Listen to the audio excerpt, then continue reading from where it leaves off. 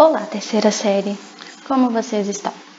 Eu espero que esteja todo mundo bem, que esteja todo mundo conseguindo manter uma rotina de estudos sem desesperar, ok? Eu vi essa semana que o MEC disponibilizou o edital para o Enem, mantendo as mesmas datas que estavam previstas inicialmente, mas isso não significa que essas datas não possam ser alteradas até o final do ano, ok, galera? Então, tentem não desesperar nesse momento. Eu sei que é um momento bem complicado, principalmente para vocês que estão na terceira série.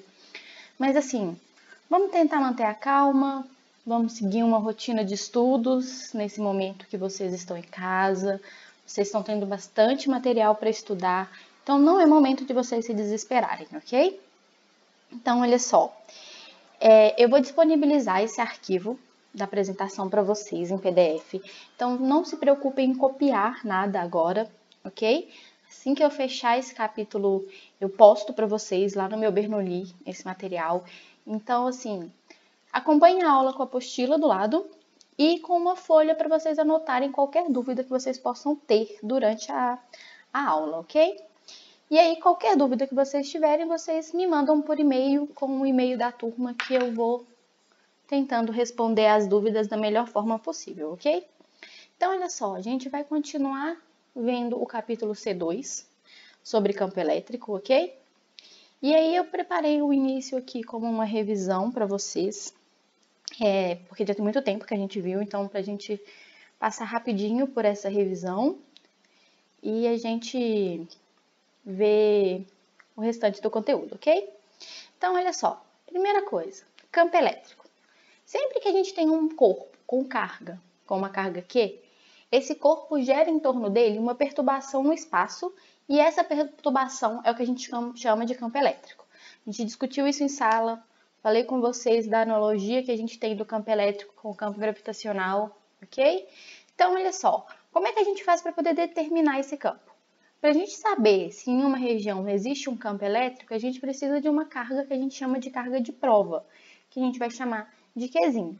Então, o que a gente faz? A gente pega essa carga de prova e coloca ela na região que a gente quer saber se tem um campo elétrico. Quando eu coloco essa carga nessa região, ela vai sofrer uma força, que a gente vai chamar de força elétrica, ok? Que ela pode ser de atração ou repulsão, dependendo das cargas, e aí eu consigo determinar se naquela região tem um campo elétrico, porque se tiver um campo elétrico, essa carga de prova vai sofrer a ação de uma força, se não tiver, ela não vai ter ação de nenhuma força, ok? E lembrando que essa carga de prova ela é utilizada simplesmente para poder determinar se eu tenho ou não um campo elétrico ali, ela não vai influenciar no campo elétrico em si, ok? Coloquei um desenho aqui, uma carga Qzão, que é a minha carga geradora, e uma carga de prova Qzinho. Nesse caso, como eu tenho duas cargas positivas, a minha força elétrica aqui vai ser uma força elétrica de repulsão. Mas se a minha carga de prova fosse negativa, por exemplo, essa força seria de atração. Então, ó, dessa forma a gente calcula o campo elétrico como sendo a força que a minha carga de prova Qzinho vai sofrer, dividido pelo valor dessa carga de prova ali, do valor da carga. E a unidade de campo elétrico é a unidade de Newton por Coulomb, unidade de força por unidade de carga. Certo? E como eu falei, o campo depende apenas da carga geradora, ele não vai depender da carga de prova Qzinho. Um exemplo. Devido a um campo elétrico gerado por uma carga Q, uma segunda carga Qzinho de 2 vezes 10 a menos 5 coulombs fica submetida a uma força elétrica de 4 vezes 10 a menos 2 newtons. Determine o valor desse campo elétrico. O que eu sugiro que vocês façam? Pausem o vídeo, tentem fazer o exercício antes de ver a resolução, ok? Quando vocês conseguirem fazer, vocês dão play de novo e assistem a resolução. Então, olha só, a gente vai usar aquela formulazinha que a gente viu. Campo elétrico é igual a força vezes Q. Então, olha só.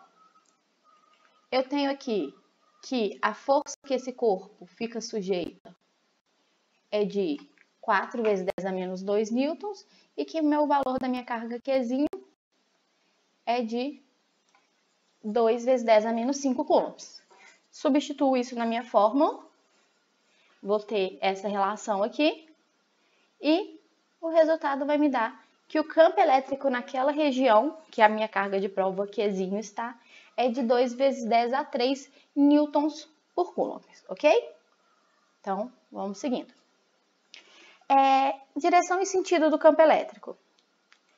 Só um minuto. A gente tem aqui dois casos. Se a minha carga de prova Q for positiva, o que acontece? A força, nesse caso da carga positiva, vai ser de repulsão e para uma carga negativa, essa força será de atração. Para uma carga negativa, uma carga geradora negativa, se eu tenho uma carga positiva, eu tenho atração e uma carga negativa, eu tenho repulsão, ok? E aí, olha só, o campo elétrico e a força elétrica possuem sempre mesma direção e mesmo sentido, ok? E se a minha carga Qzinho, minha carga de prova, for positiva, o campo elétrico e a força elétrica possuem mesmo sentido. Já se a minha carga de prova Qzinho for negativa, o campo elétrico e a força elétrica possuem sentidos opostos, ok? E aí, vamos passar para ver como que fica o campo elétrico gerado por uma carga pontiforme. Então, olha só, o campo elétrico, ele depende da carga do corpo, ou seja, quanto maior for a carga do corpo, mais intenso será o campo criado por ele, são grandezas diretamente proporcionais. Lembrando que a carga de um corpo vai ser N, que é o número de prótons ou de elétrons que eu tenho em excesso no meu corpo, ok? Vezes E, que é a minha carga elementar, é o valor da carga do elétron e do próton. Depende também do meio onde essas cargas se encontram, o que a gente chama de constante eletrostática para o meio, e da distância que eu estou, entre o ponto que eu quero calcular até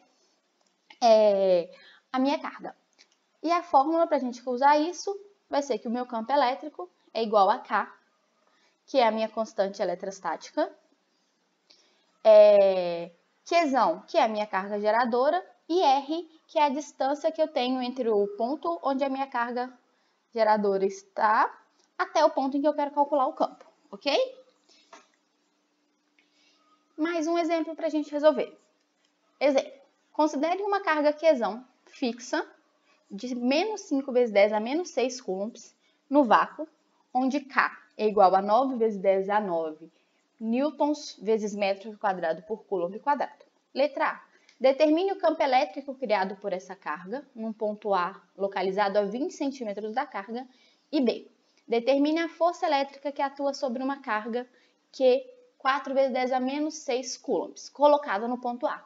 Mais uma vez, pausem o vídeo, tentem resolver o exercício antes de assistir a resolução, ok?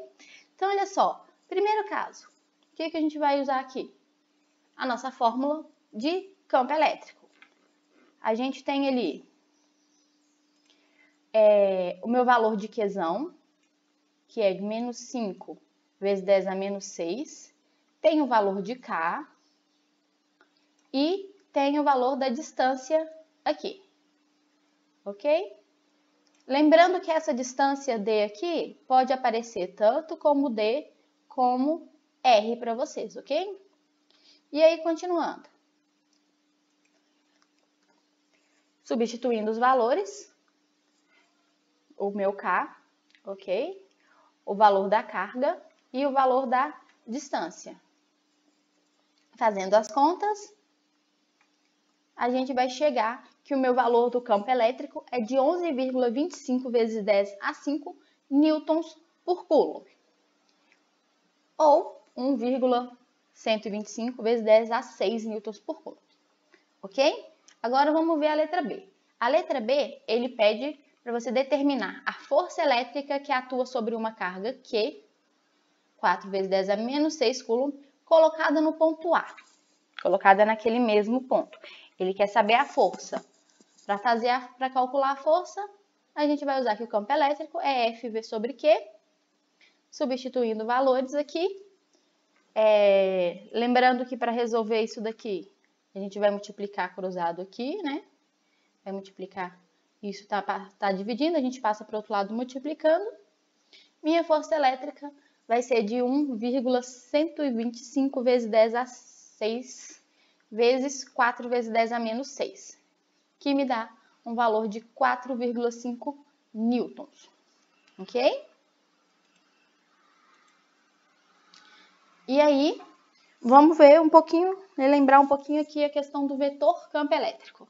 Então, olha só, tenho aqui duas figuras que mostram como é o campo elétrico em regiões próximas a uma carga geradora. No primeiro eu tenho uma carga geradora positiva e no segundo uma carga geradora negativa, ok? Então, olha só, em qualquer ponto que eu tiver aqui, o meu vetor campo elétrico, ele vai sempre apontar para a minha carga geradora, ok? Ele sempre aponta para a carga. E aí, o que acontece? Quanto mais próximo eu tiver da minha carga, maior vai ser o vetor campo elétrico, porque a gente viu que distância e campo elétrico são grandezas inversamente proporcionais. Agora, quanto mais distante eu estiver, menor vai ser o meu vetor campo elétrico ali naquele ponto, ok? E aí a gente tem essa questão aqui, olha, que o campo elétrico de uma carga geradora positiva, ele vai ser sempre radial e divergente. Ele vai sair da minha carga para fora, ok? Então, ele é radial e divergente. Para uma carga negativa, esse campo elétrico vai ser radial também, mas convergente para essa carga negativa, ok? Ou seja, ele vai ir em direção à minha carga, ele vai convergir para a carga. E aí, algumas outras informações. O campo elétrico é mais intenso nas regiões onde a concentração de linhas de força é mais elevada, ou seja, mais próximo da minha carga geradora. Se eu olhar aqui, ó, nessa região, eu tenho as linhas estão muito mais próximas do que nessa região. Então, isso significa que nesse ponto o meu campo elétrico é mais intenso. Duas ou mais linhas de força nunca se cruzam, ou seja, em cada ponto do espaço apenas uma única linha de força. Então, olha só, nesse caso aqui eu tenho duas cargas positivas. Uma carga positiva e uma carga negativa. O que vai acontecer com as linhas de campo?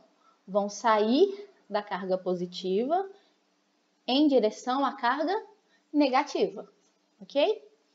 Já se eu tenho duas cargas de mesmo sinal, o que vai acontecer, por exemplo, aqui com duas cargas positivas? As linhas de campo vão sair e quando elas se aproximarem umas das outras aqui, como as duas cargas geradoras têm o mesmo sinal, essas linhas de campo vão se repelir e vai acontecer esse processo aqui de elas se afastarem umas das outras. Última coisa sobre vetor. O número de linhas de campo que chega a uma superfície do objeto ou sai é proporcional à quantidade de carga que o corpo possui. Então, olha só, vamos ver nesse exemplo aqui. A minha carga positiva está saindo uma quantidade de linhas de campo dela, muito maior do que a quantidade de linhas de campo que entra na carga negativa. O que isso significa? Que a minha carga positiva, meu corpinho positivo aqui, tem uma carga que é 4 vezes maior do que a carga negativa, porque se a gente contar aqui, vão estar saindo dessa daqui 4 vezes mais linhas do que entrando aqui. Então, isso me dá uma relação de proporção entre as duas cargas, ok? Campo elétrico uniforme.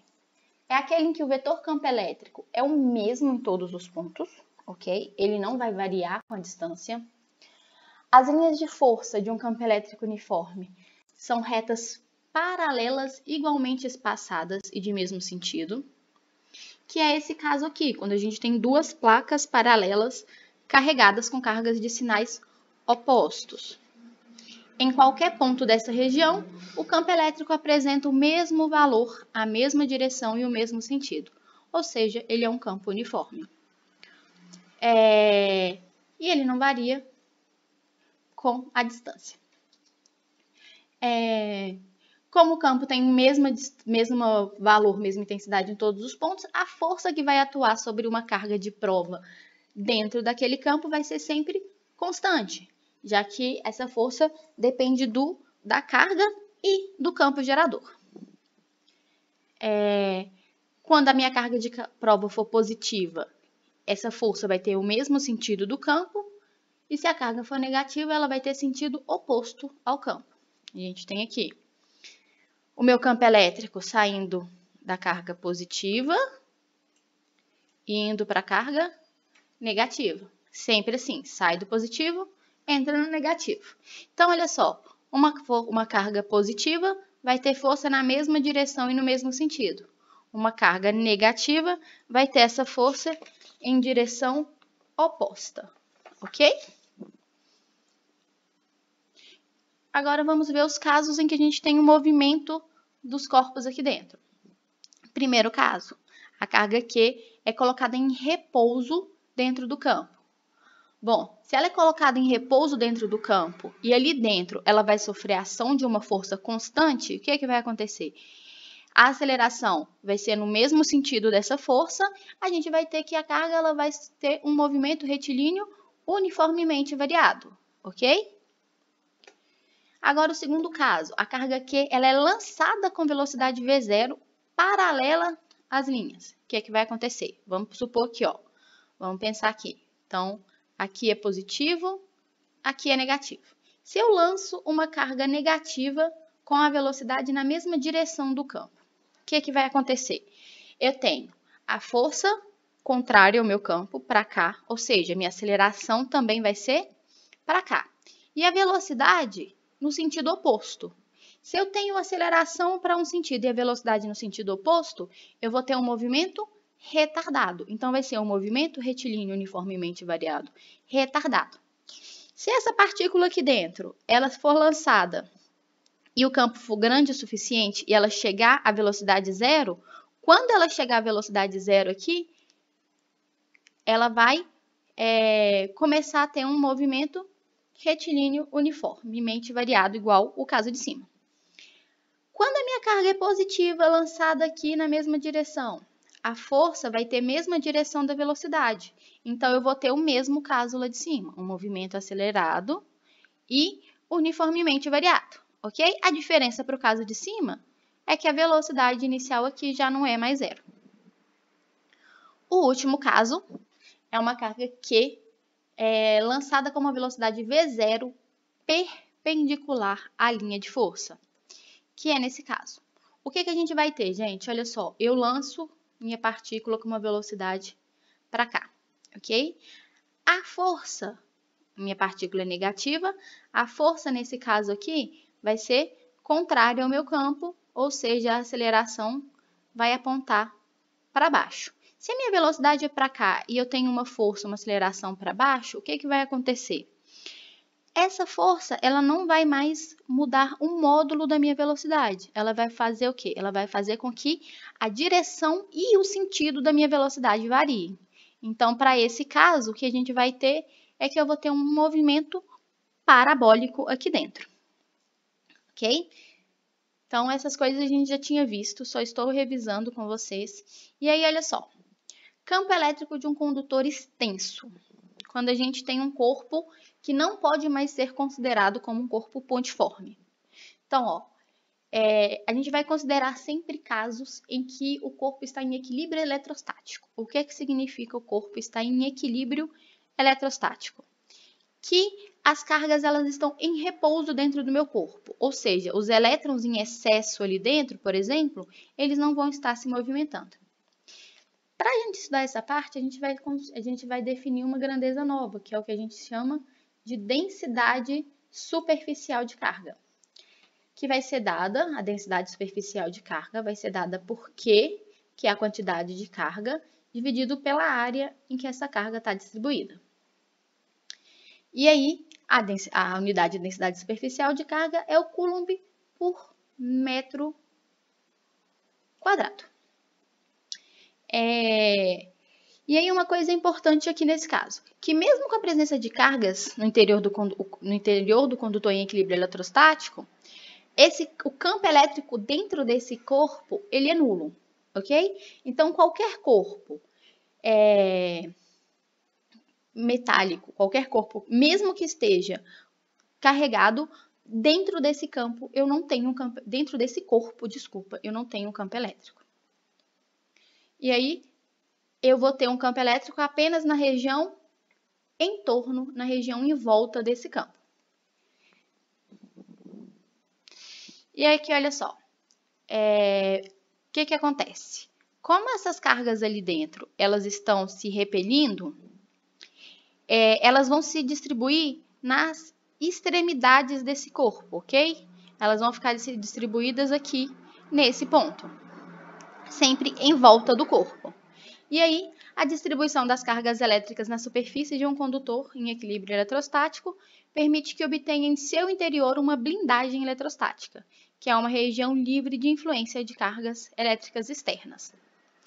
Então, olha só, isso aqui é o que mostra para a gente que, por exemplo, se a gente tiver uma tempestade, é mais seguro você fazer o quê? Você ficar dentro do carro. Porque, por exemplo, tem uma tempestade e cai um raio em cima do carro. Essa descarga elétrica, esses elétrons em excesso que estão chegando ali na superfície do meu carro, eles vão ficar distribuídos na parte externa do carro. Dentro do carro, a região onde eu estou, o campo elétrico ali dentro, ele vai ser nulo. Então, eu fico protegida de qualquer efeito que esse campo elétrico possa causar em mim. Ok? Esse vídeo já ficou bem longo, eu vou parar por aqui. Na aula da próxima semana, na segunda-feira, eu continuo esse conteúdo, ok? Então, bons estudos para vocês e tchauzinho!